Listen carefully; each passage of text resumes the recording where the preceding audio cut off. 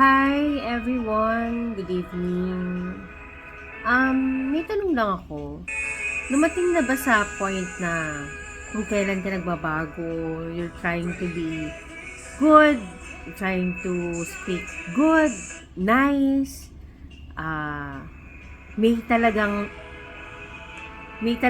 test na ibibigay sa si Lord na o merong bigla na lang susubok ng ng patience mo na parang gustong ibalik ka sa dating ikaw na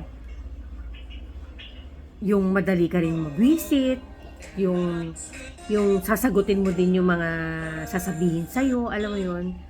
Pero alam nyo, God is good, no? Pag talagang itinaas mo yung faith mo,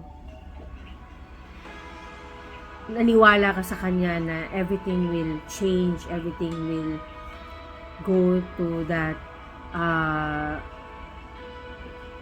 everything will put into place in God's time. Kung ipapagkakaloob niya, mangyayari.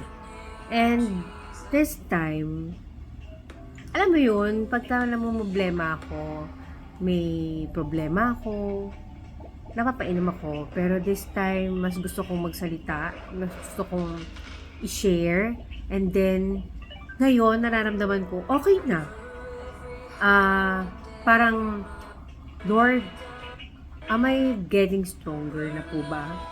This is the, ano po ba, yung binibigay mo talagang, hindi mo ako binigyan, hindi mo ako ginising sa isang araw na, matibay na ako.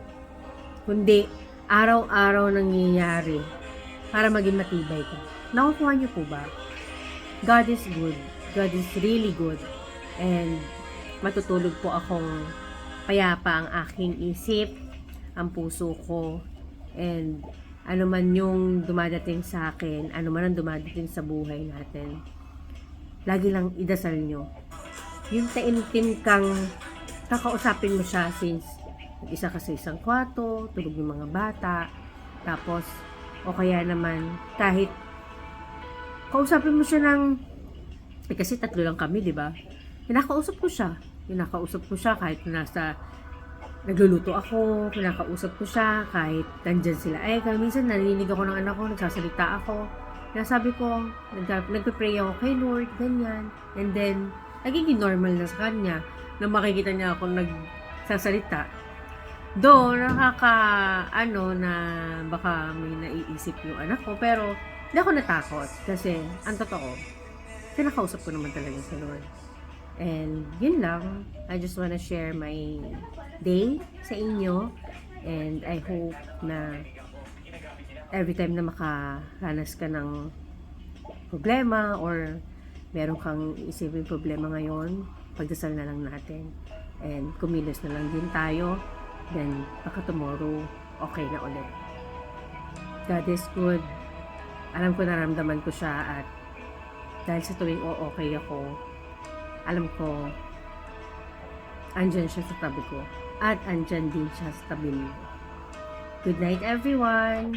Have a blessed day. At may panibagong bukas ulit tayong haharapin na i-enjoy natin with our kids, mga anak ko. Ano siyang tanggalin doon, kaya ayun. Good night everyone. Bye for now.